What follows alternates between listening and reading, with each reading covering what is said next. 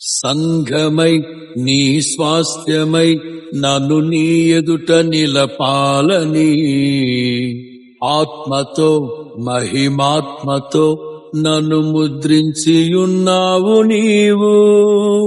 పరములతో ఫలములతో నీకై బ్రతకాలని తుది శ్వాస నీ సన్నిధిలో విజయం చూడాలని ఆశతో ఉన్నానయ్యా.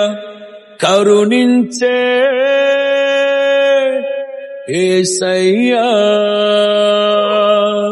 నీ కోసమే నా జీవితం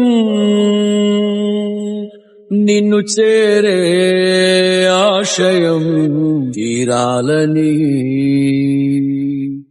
నిన్ను చూసే ఆ క్షణం రావాలయ్యా.